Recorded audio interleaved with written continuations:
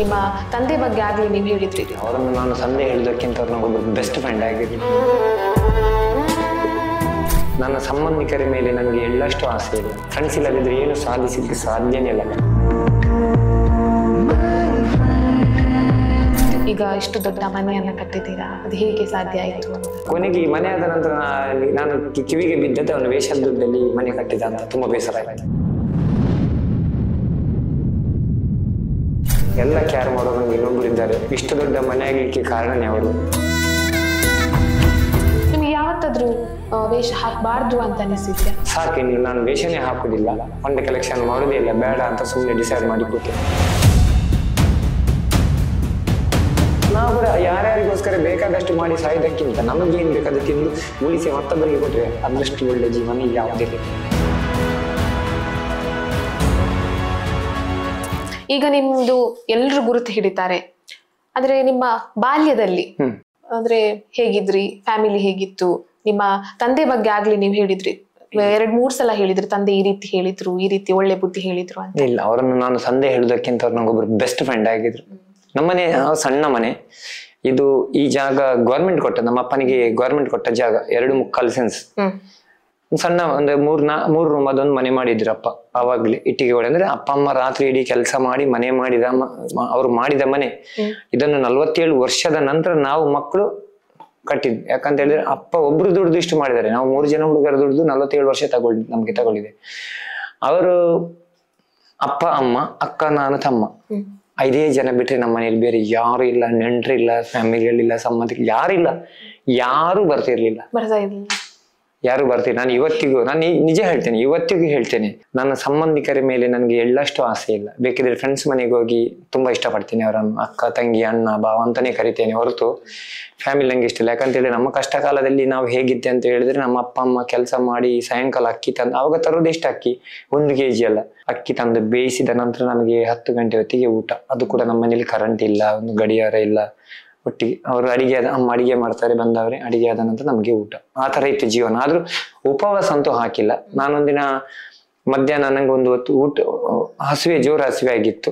ಅವಾಗ ನನಗೆ ಕಡಿಮೆ ಆದಾಗ ಒಬ್ರು ಬಿಸಾಡಿದನೆ ಹೆಕ್ಕಿ ತಿಂದವ ನಾನು. ಆ ಟೈಮಲ್ಲಿ ತುಂಬಾ ಬೇಸರ ಆಗಿತ್ತು. ಆದ್ರೂ ತಿಂದೆ, ಹೆಕ್ಕಿ ತಿಂದಿದ್ದೇನೆ.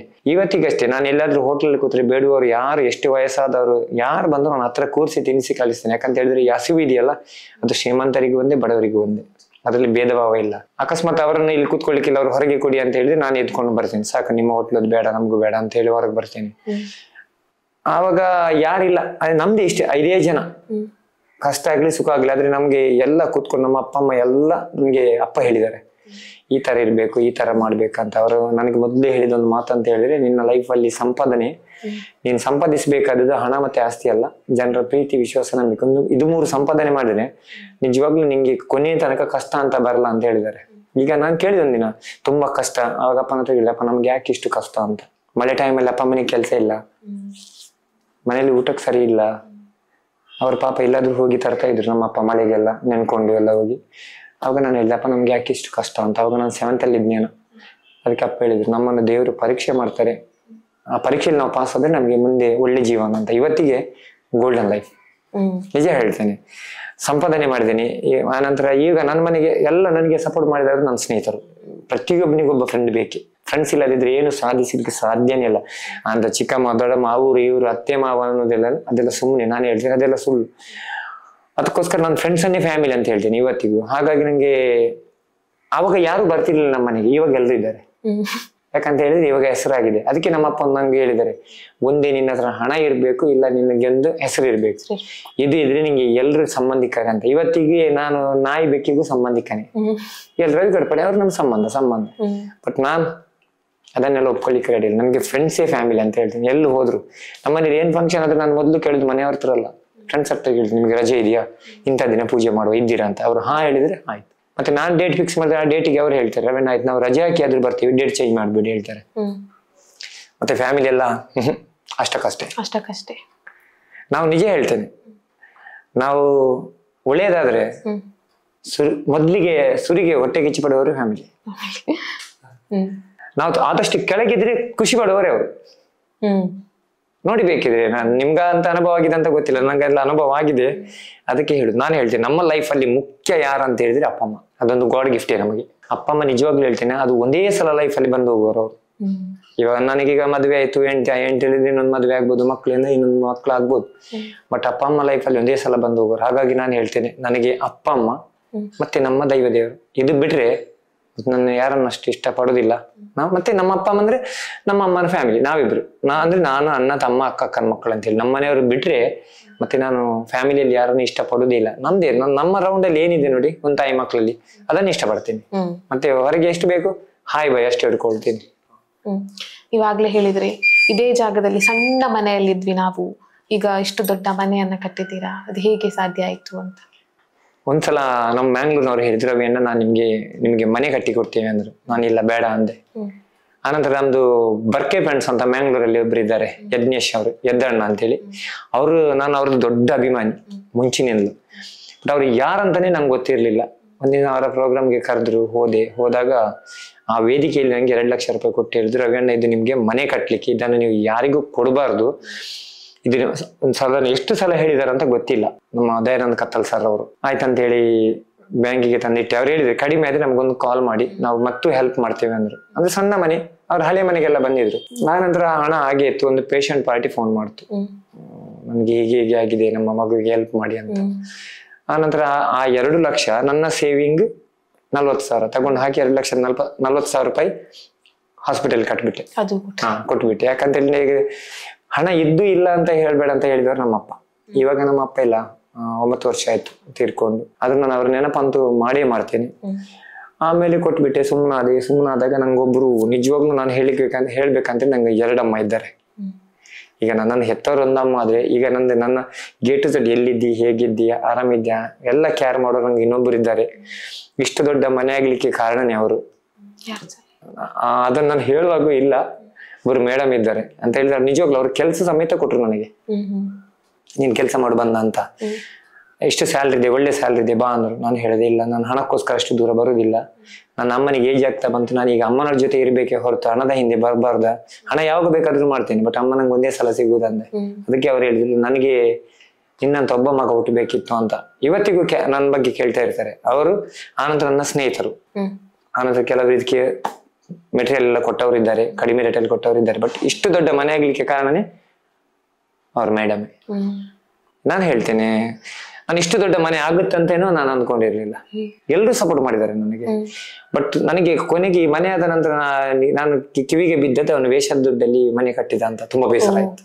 ತುಂಬಾ ಬೇಸರ ಅಂದ್ರೆ ತುಂಬಾ ಬೇಸರ ಆಯ್ತು. ನಾನು ಯಾವಾಗ ಹೇಳಿದೆ, ನನ್ನ ಅಕೌಂಟ್ ಬುಕ್ ಇದೆ, ಆ ದುಡ್ಡಲ್ಲಿ ರವಿ ಅಥವಾ ರವಿಯ ಮನೆಯವರ ಹೆಸರಲ್ಲಿ ಹಣ ಹೋಗಿದ್ರೆ ನೀವು ಖಂಡಿತ ಹೇಳಿ. ಇಲ್ಲ ಅಂತ ಹೇಳಿದ್ರೆ ನಾನು ಅದರಲ್ಲಿ 1 ರೂಪಾಯಿ ಕೊಟ್ಟಿಲ್ಲ, ನನಗೆ ಮುಟ್ಟಿಲ್ಲ. ನನಗೆ ಸನ್ಮಾನದ ಹಣ ಕೂಡ ನಾನು ಆ ಅಕೌಂಟಿಗೆ ಹಾಕಿ ಹಿಡಿತೀನಿ, ನಂಗೆ ಬೇಡ ಅಂತ. ಅವಾಗ ನನಗೆ ಇಷ್ಟು ದೊಡ್ಡ ಮನೆ ಕಟ್ಲಿಕ್ಕೆ ಅದರದ್ದು ಎಲ್ಲಿಂದ ಹಣ ಇರುತ್ತೆ?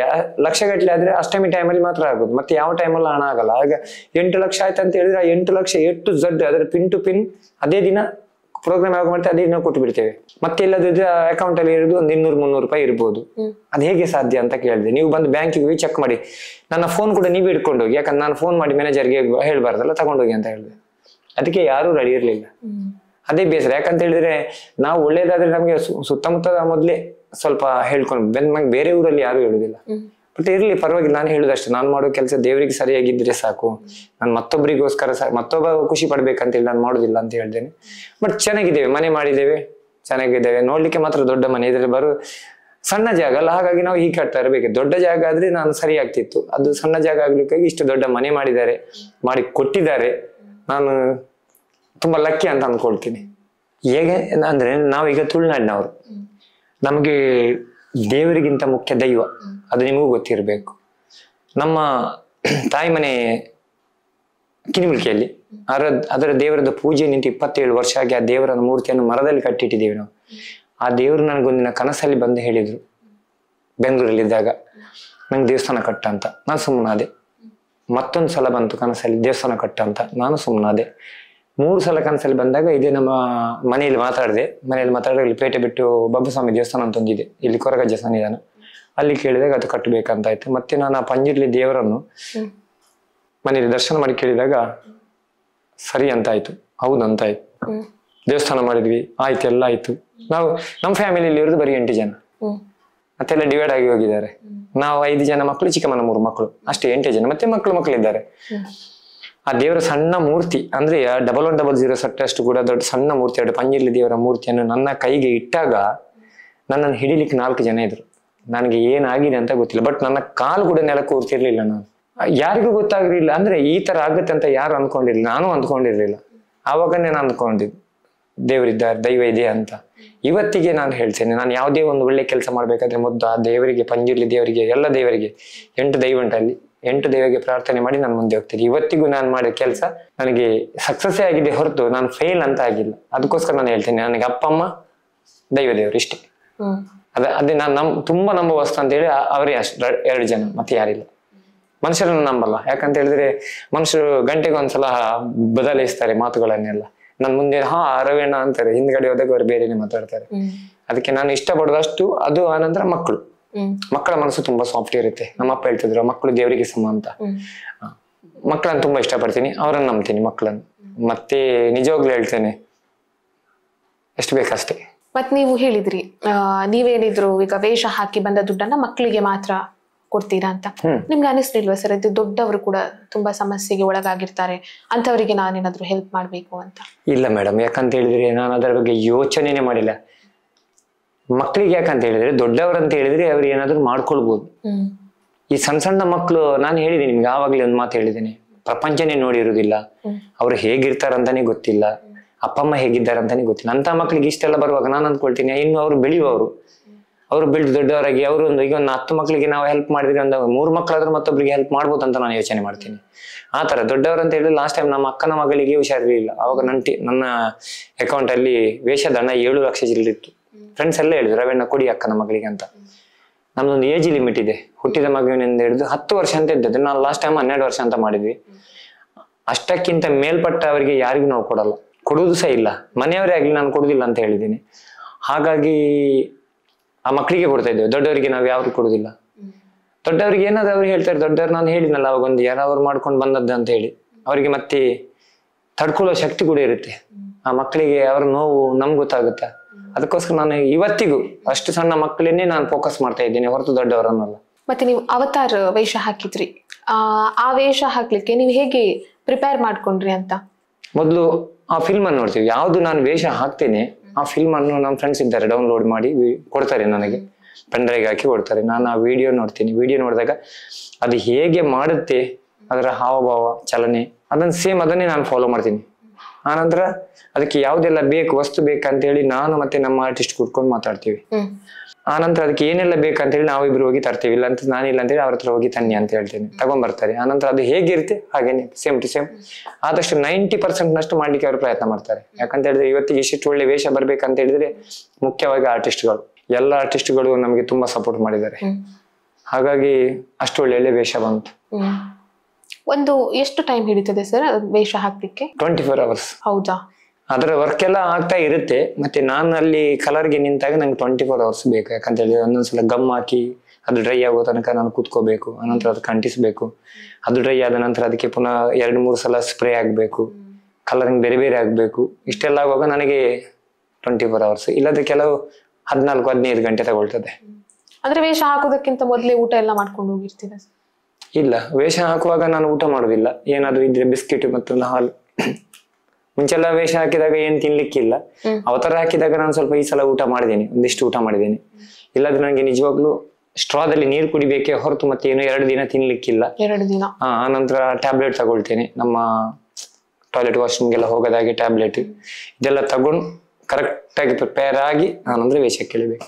ಟ್ಯಾಬ್ಲೆಟ್ ಎಲ್ಲ ತಗೊಳ್ತೀರಾ? ಹೌದು. ಅದರಿಂದ ಏನು ಸೈಡ್ ಎಫೆಕ್ಟ್ಸ್ ಏನು? ಇಲ್ಲಿ ತನಕ ನನಗೆ ಆಗಿಲ್ಲ. ಆಗಿದೆ ಅಂತ ಹೇಳಿದ್ರೆ ವೇಷ ತೆಗ್ದಾಗ ಏನಾದ್ರು ಒಂಚೂರು ತಿಂದ್ರೆ ಒಂದೇ ಸಲ ವಾಮಿಟ್ ಸ್ಟಾರ್ಟ್ ಆಗಿ ತಲೆನೋವಾಗುತ್ತೆ, ಚಕ್ಕರ್ ಎಲ್ಲ ಬರುತ್ತೆ. ಜರ್ನಿಯಲ್ಲಿ ಹೋಗೋ ಬಿಸಿಲೆಲ್ಲ ಜಾಸ್ತಿ ಬಂದಾಗ ಏನೇ ಇರುದಿಲ್ಲ ಹೊಟ್ಟೆಯಲ್ಲಿ, ಬರೀ ನೀರು ಸ್ಟ್ರಾದಲ್ಲಿ ಕುಡಿಬೇಕು ಸ್ವಲ್ಪ. ಅಂದ್ರೆ ಬಾಟ್ಲಿ ತಗೊಂಡು ಮೇಲೆ ಕುಡಿಯುವಾಗಿಲ್ಲ, ಅದನ್ನ ಮೇಲೆ ಕಾಸ್ಟ್ಯೂಮ್ ಇರುತ್ತೆ. ಅದಕ್ಕೋಸ್ಕರ ಆಗಿದೆ, ಪ್ರಾಬ್ಲಮ್ ಆಗಿದೆ. ಲಾಸ್ಟ್ ಟೈಮ್ ಒಂದು ವೇಷ ತೆಗೆಯುವಾಗ ಸ್ಕಿನ್ ಎಲ್ಲ ಬರ್ನ್ ಆಗಿತ್ತು. ಅದನ್ನ ನಾನು ಕರೆಕ್ಟ್ ಕ್ಲಿಯರ್ ಆಗ್ಬೇಕಾದ್ರೆ ನನಗೆ 3 ತಿಂಗಳು ಬೇಕಿತ್ತು. ಸ್ಕಿನ್ ಎಲ್ಲ ಕರೆಕ್ಟ್ ಆಗ್ಬೇಕಾದ್ರೆ ಎಲ್ಲ ಸುಟ್ಟು ಹೋಗಿತ್ತು. ಪರವಾಗಿಲ್ಲ, ನನಗೆ ಪ್ರಾಬ್ಲಮ್ ಆಗುತ್ತೆ ಅಂತ ಹೇಳಿ ನಂಗೆ ವರ್ಷಕ್ಕೊಂದು ವರ್ಷದಲ್ಲಿ 2-3 ದಿನ ಪ್ರಾಬ್ಲಮ್ ಆಗಿರ್ಬೋದು. ಆ ಮಕ್ಕಳಿಗೆ ಪಾಪ ಯಾವಾಗ ಹುಟ್ಟಿ ಏನ್ ನೋವು ಅಂತ ಹೇಳಿ ಬಂತು ನೋಡಿ, ಯಾವತ್ತಿನಿಂದ ಅವ್ರು ಹುಷಾರಾಗುವ ತನಕ ಎಲ್ರಿಗೂ ನೋವು, ಅಪ್ಪಮ್ಮನಿಗೂ ನೋವು, ಆ ಮಗುವಿಗೂ ನೋವು, ಅದರ ಸುತ್ತಮುತ್ತಲಿನವ್ರಿಗೂ ನೋವು ಇರುತ್ತೆ. ಅದಕ್ಕೋಸ್ಕರ ನನ್ನ ಪ್ರಾಬ್ಲಮ್ ನಾನು ಇವತ್ತಿಗೂ ನಂಗೆ ಪ್ರಾಬ್ಲಮ್ ಆಗ್ತದೆ ಅಂತ ನಾನು ಯೋಚನೆನೇ ಮಾಡಿಲ್ಲ. ತಿನ್ನೋದು 365 ದಿನದಲ್ಲಿ 362 ದಿನ ನಾವು ತಿಂತೀವಿ, ಹೊಟ್ಟೆ ತುಂಬಾ ತಿಂತ ಇರ್ತೇವೆ.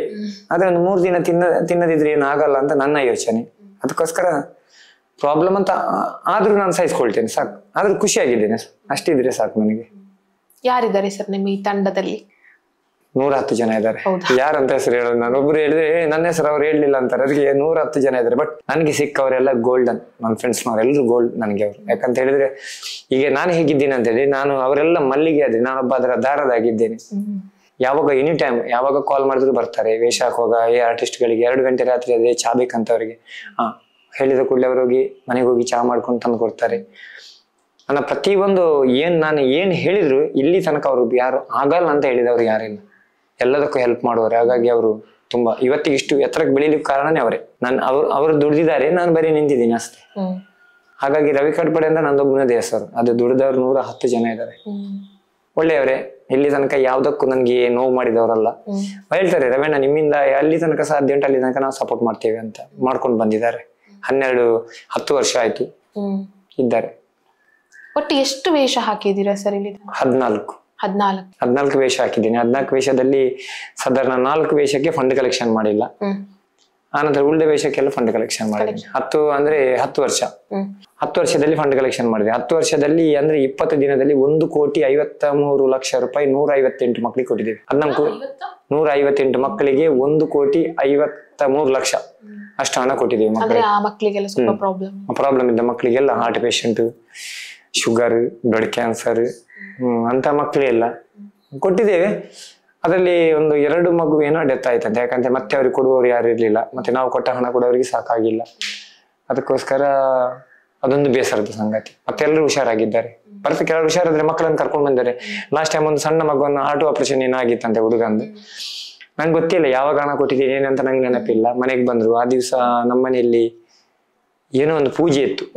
ಬಂದವರು ಮಗುವನ್ನು ಕರ್ಕೊಂಡು ಹಾಸ್ಪಿಟಲ್ ಇಂದ ಬಂದವರು, ಬೆಂಗಳೂರಿಂದ ಬಂದವರು ಅವರ ಮನೆಗೂ ಹೋಗದೆ ದೇವಸ್ಥಾನಕ್ಕೂ ಹೋಗದೆ ನೇರ ನಮ್ಮ ಮನೆಗೆ ಬಂದ್ಬಿಟ್ರು.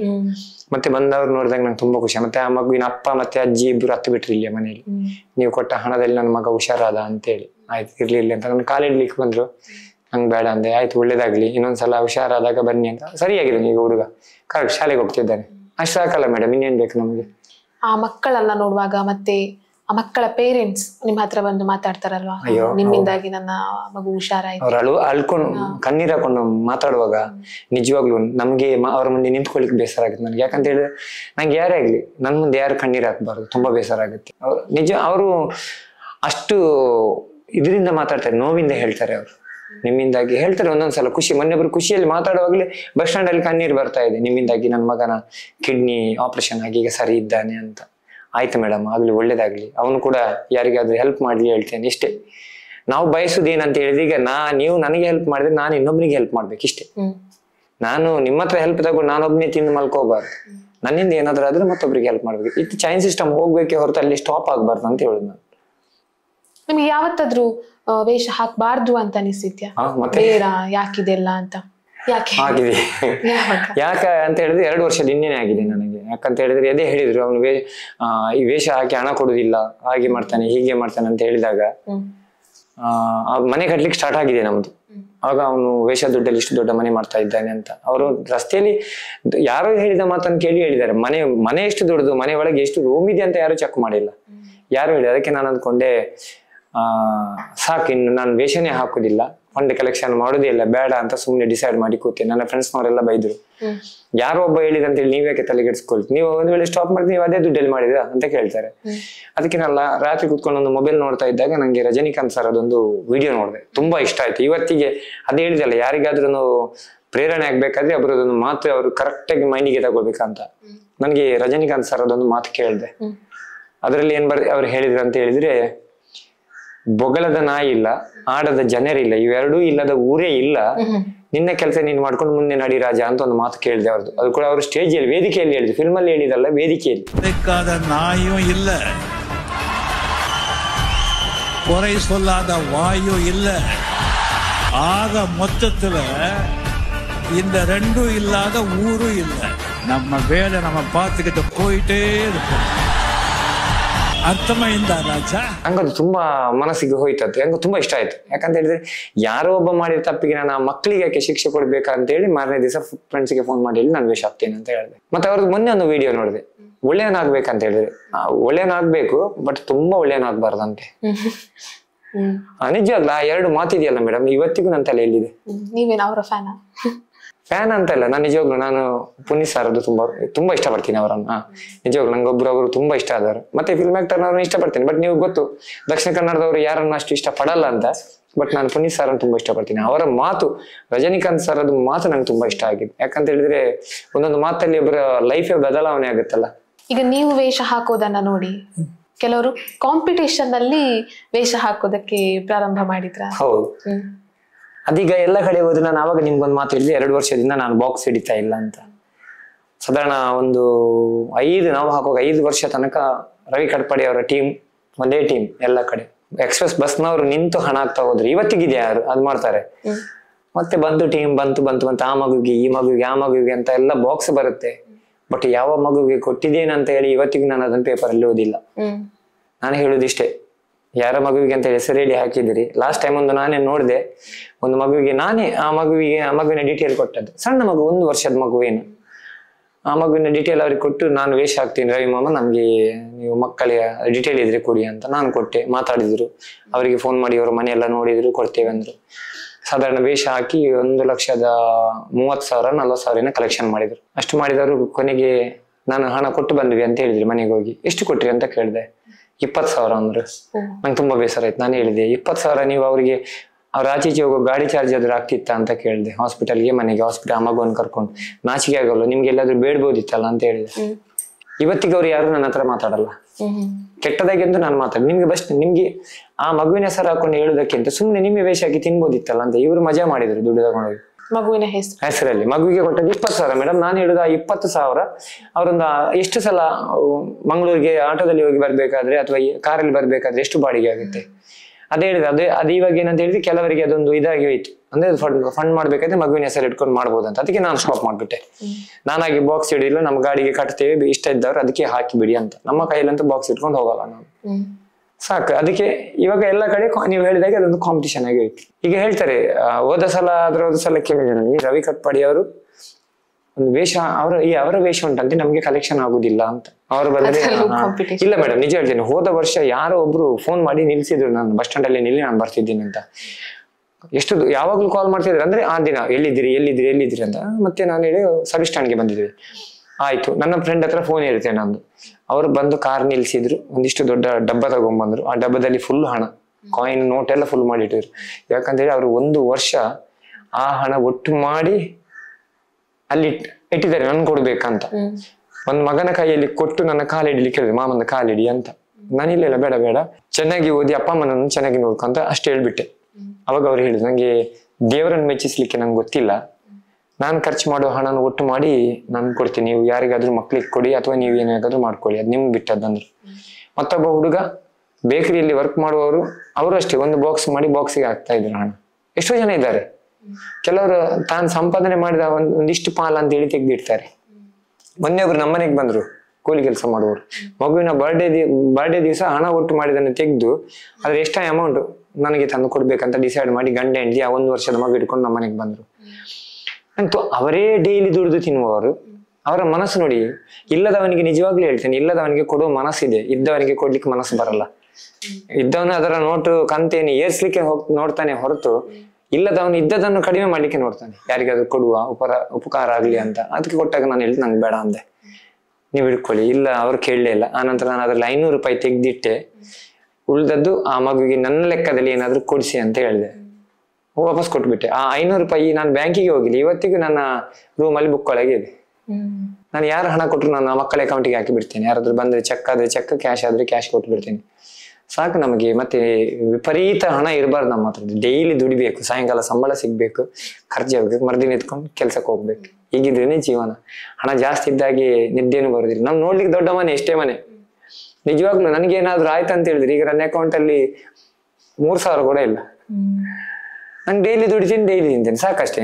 ನಾನೇನು ಬೇರೆ ಬೇಡ ಹ್ಯಾಬಿಟ್ಸ್ ಯಾವುದಿಲ್ಲ. ಊಟ, ಚಾ ಕುಡಿತಿದ್ದೆ, ಅದನ್ನ ಈಗ ಸ್ಟಾಪ್ ಮಾಡಿಬಿಟ್ಟೆ.